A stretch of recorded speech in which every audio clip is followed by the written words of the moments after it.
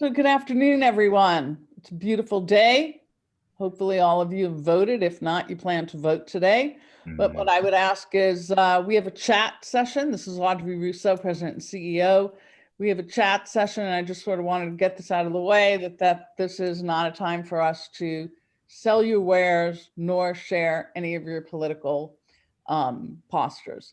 So we'd really appreciate that. We're just going to indulge ourselves for 30 minutes and having a great conversation with John Tronsor of Duolingo. So I want to thank Huntington Bank, and Huntington Bank has been our sponsor right from the onset and many things that we do, particularly in our storytelling and our radio, as well as some of our podcasts.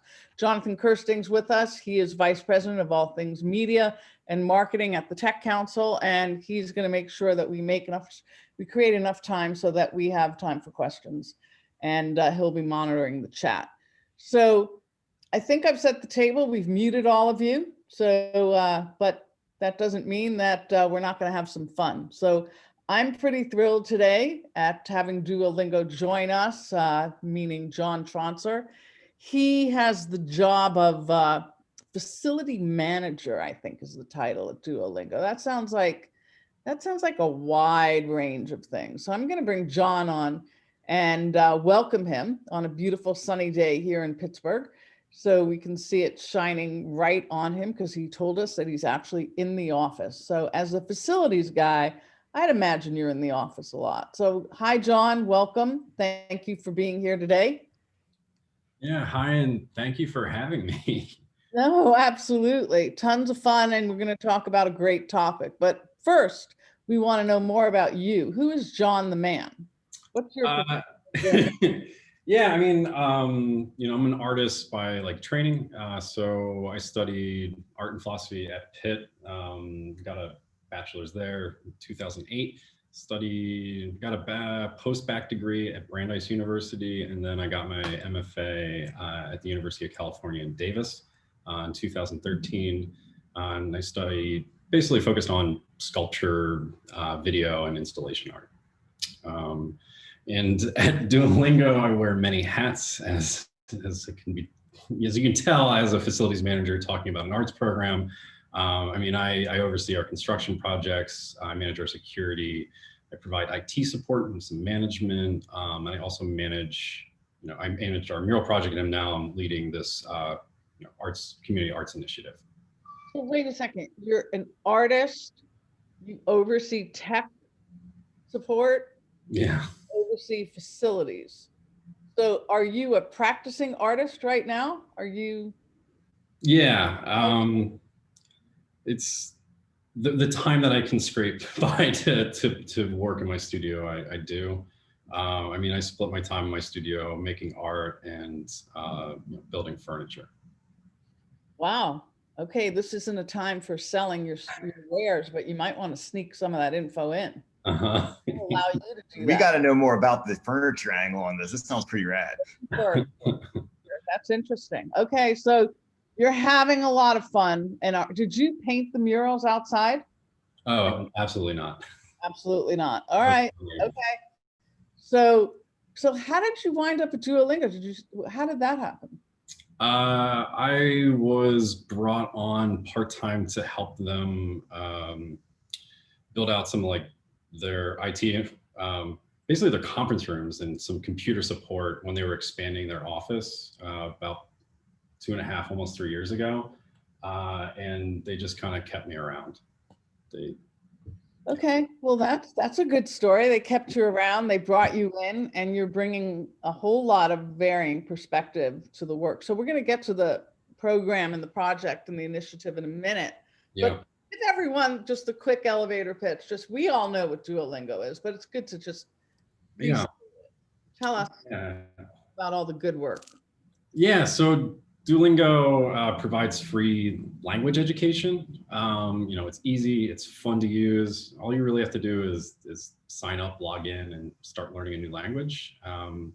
We're the most popular way to learn a language and the most downloaded education app worldwide.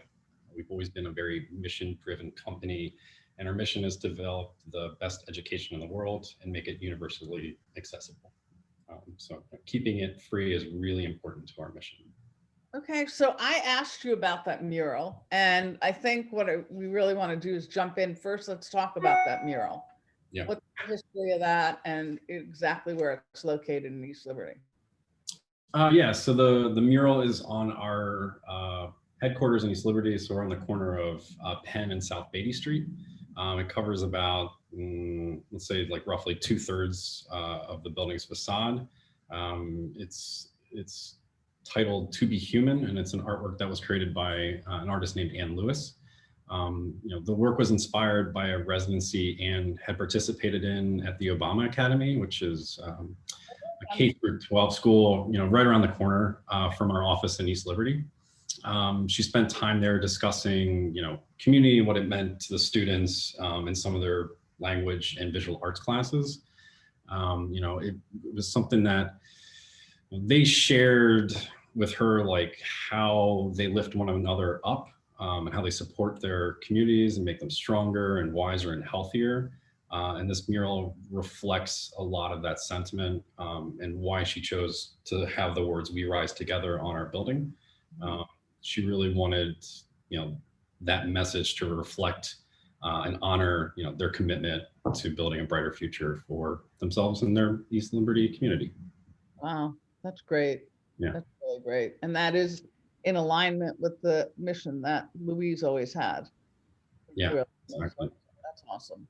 So now what? Now there's this commitment to the arts. So can you talk about that? Yeah, absolutely.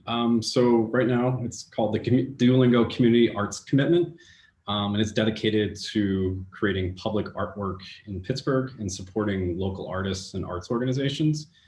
We established it this year with an initial endowment of $150,000 that will be distributed over the course of the next 3 years to fund several public art projects.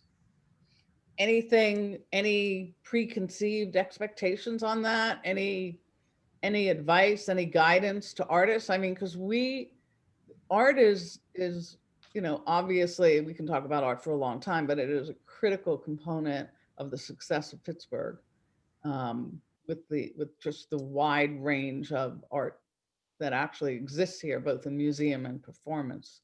Mm-hmm. So talk about that. I think what we're looking for, and for artists applying really, is we're looking for project proposals. And we'd really like to see project proposals that have a commitment to the community in which they'll be installed and created. I think, one of our big learns from this whole process was how important it is to establish a dialogue with our local community. Just ensuring that, working with them will create a better outcome in the project itself. So how are you doing that through this work? How are you engaging them? We haven't quite settled that on our side for the grants project. But what we did for our existing mural was, one component was, Ann's work with the Obama Academy, but we also began engaging in talks with some artists and local activists. And it was through those conversations that we got a better perspective of, the community, the history of the building itself, the old mural that existed on our building, prior to us moving in. Can you talk about that? Talk about that. I know about it, but I bet your listeners don't. Sure. So, our building had one of the largest, if not the largest, community-based murals in Pittsburgh. It was put up in 2004, funded by the Sprout Fund, which was responsible for a great deal of community murals in Pittsburgh. That mural was up until about 2015, when the building was purchased by our current landlord.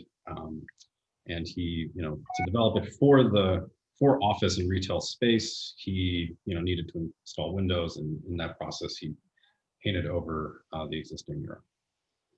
And that mural was really reflective of the East Liberty community. It featured some of the kids in the neighborhood, and it meant a lot and had a lot of power for a lot of members, in the neighborhood and outside. So, Where is that mural now?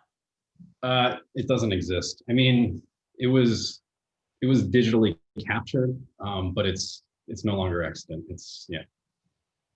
Okay. So that in and of itself, that experience that created that preempted this fund and that created your commitment to the community? We began speaking with one of the artists who was an assistant on that project initially. Her name is Allison Zapata, and she's a local painter and muralist and public artist. And it was kind of learning from her perspective, and a proposed mural that came about sometime shortly after the original mural was taken down. That we felt that it was really important to have that project realized, and that's where kind of this drive came to support her and her partner artist Naticha Leal, and also to establish this ongoing fund to support local arts. And so when you say local, are you thinking only about East Liberty and Larimer and that neighborhood there? What does local mean? Yeah, and it's tricky, right? We don't want to just say Pittsburgh, because all of a sudden excludes a lot of the areas just immediately outside of us. I think right now what we're thinking about is Allegheny County. Okay. And that's kind of the bounds that we're giving ourselves, especially when we're looking for artists and arts organizations to apply for this initiative. And so this is actually going to be real art. It's not performance art, right? This is, or it could certainly be performance art. We're looking for like public art, and visual art is kind of where we had in mind, but we don't want to limit it to any sort of like media or medium. It could be painted murals, it could be sculpture, it could be performative, it could be temporal, it could be any number of different practices. We want to make sure that we're able to capture all of that. okay. And so if are you running this as though there might be some match? That's a good question that I don't know if I can answer right now, but okay, that's fine. I'm certain I'd have to come back to that. I mean, I don't mean to put you on the spot. I'm just trying to think of the kinds of ways that can be, additive. Mm-hmm. And so what kinds of people have reached out to you so far in regards to this? What kind of inquiries have you had? Right now, it's been a lot of kind of press inquiries about the mural and the commitment. Since we haven't really gone public with what the guidelines look like in the application process, we haven't received a strong outreach from artists or organizations, but we've been talking to several that we're close with and partnered in the past. So why is supporting the local art scene? I mean, obviously there's history with the particular digital signage that, preempted your time there, but had been, part of the history of Duolingo in terms of the neighborhood. Why is it so important to support this work? So I think it's a couple things.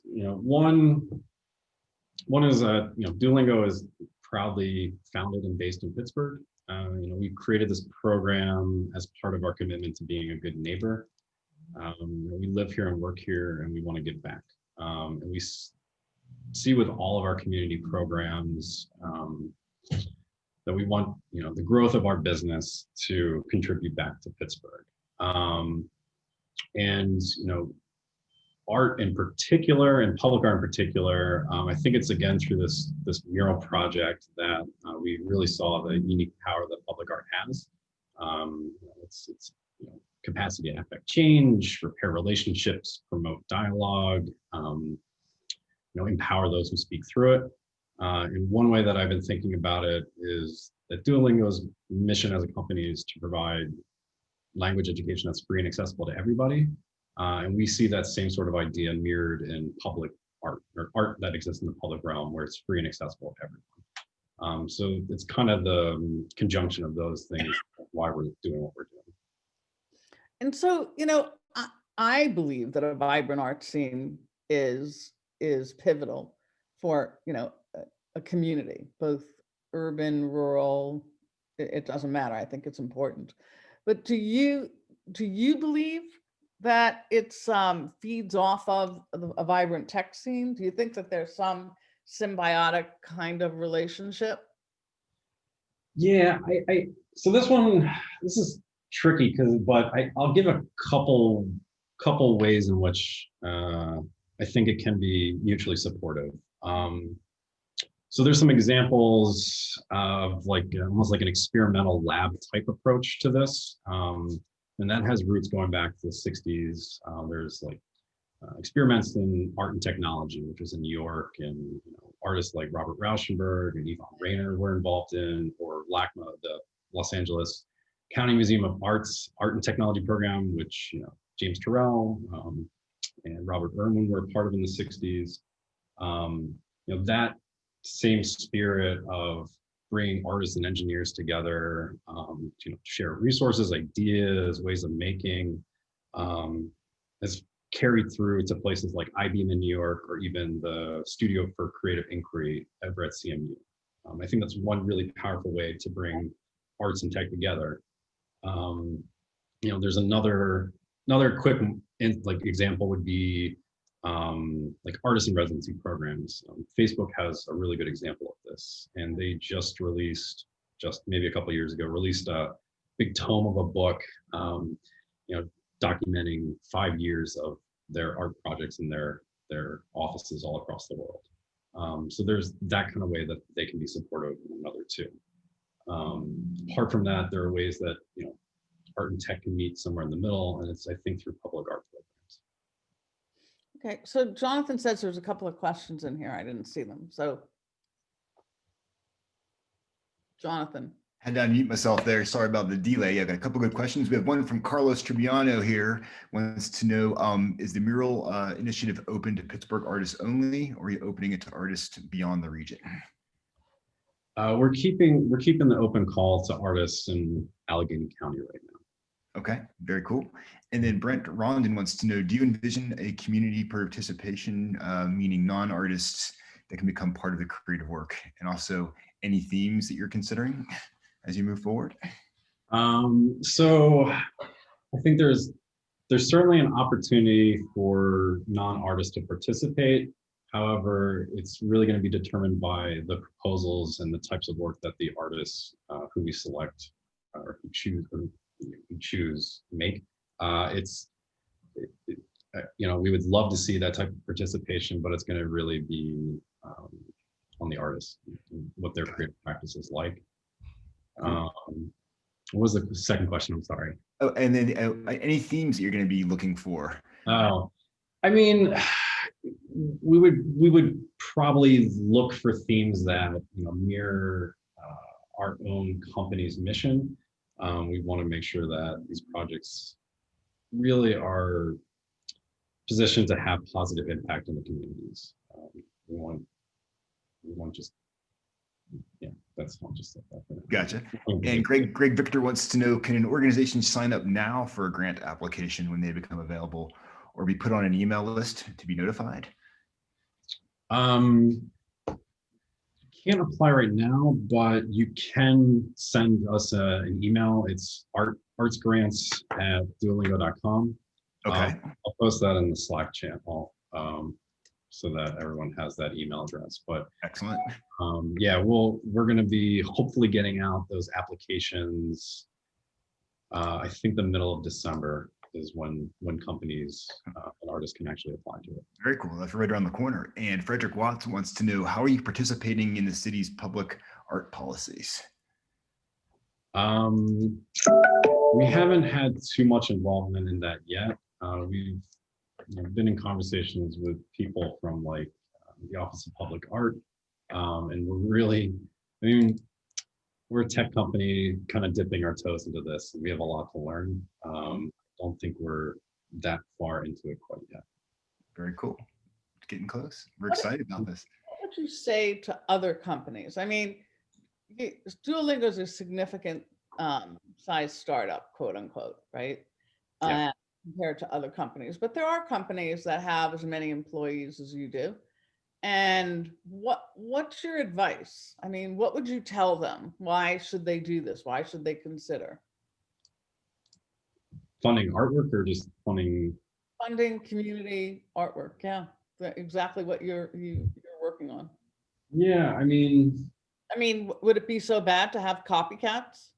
oh, absolutely not. I would love to see this like start spreading out. You know, like as an artist, there's some, how do I want to say this? I think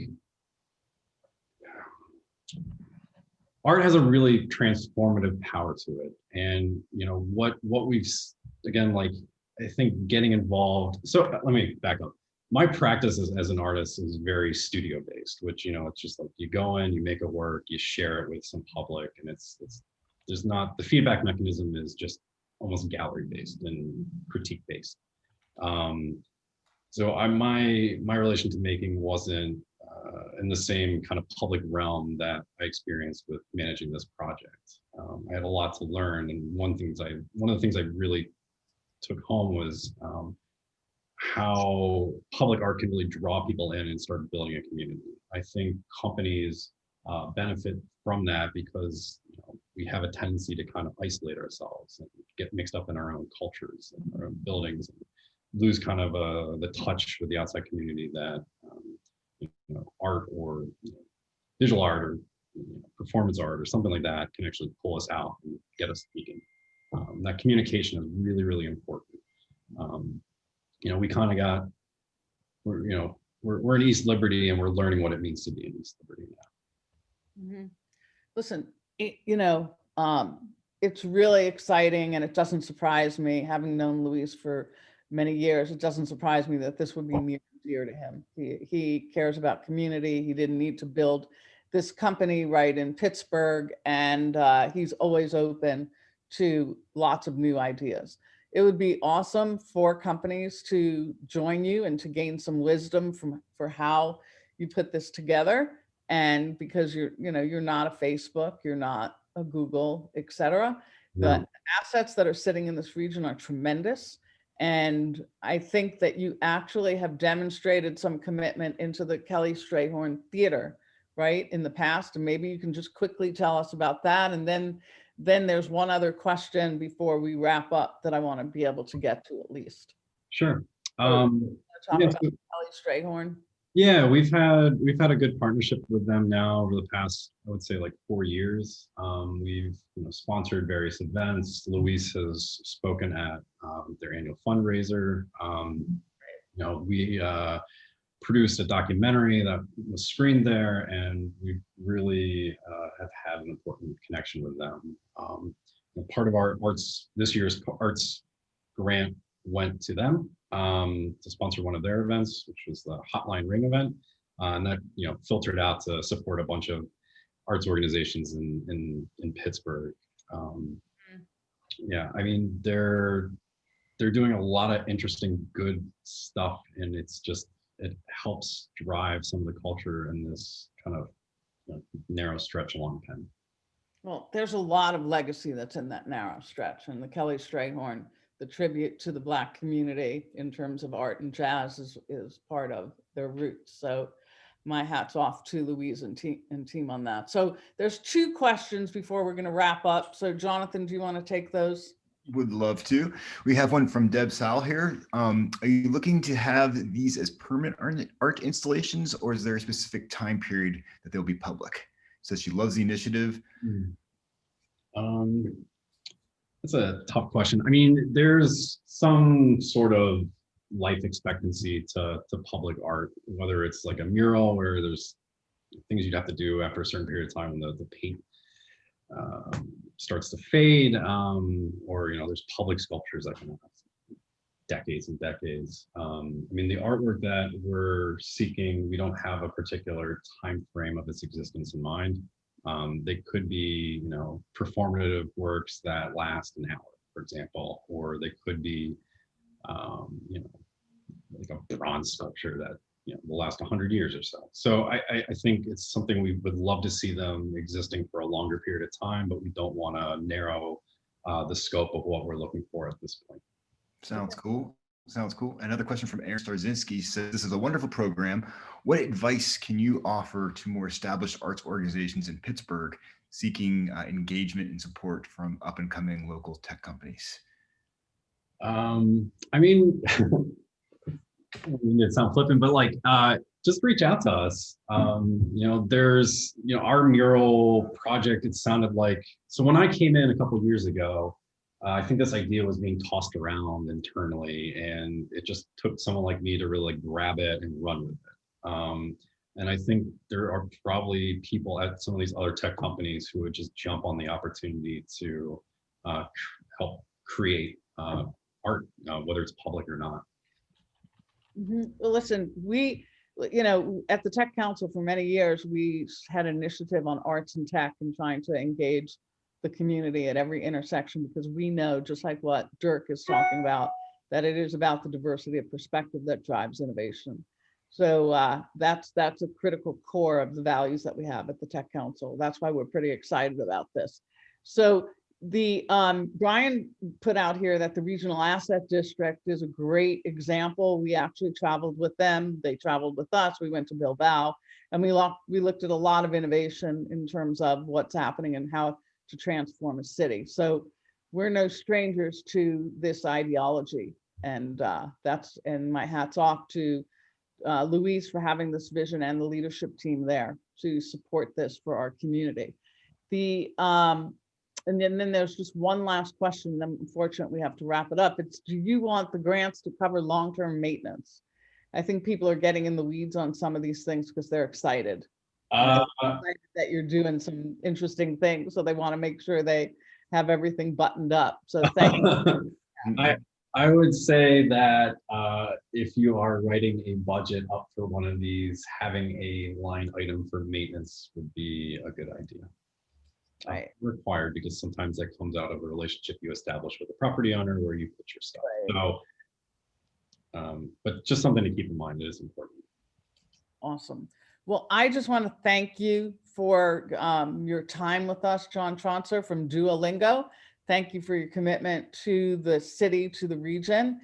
And you heard it here that it's for Allegheny County, and they really want to make sure that they're being helpful and investing in projects that meet just a wide range of topics, but something that's aligned to Duolingo. So the creativity is, the world is your oyster. Yeah. If you are an artist. So thank you, John. Thank you, Duolingo. Thank you, everyone, for joining us today. And I believe, Jonathan, today is Tuesday. What's going on for the rest of the week? So Wednesday, we have supplier diversity with Highmark Health, which is super exciting. If you want to plug into their network, they have a big event coming up on November 12th, which they're going to be talking about.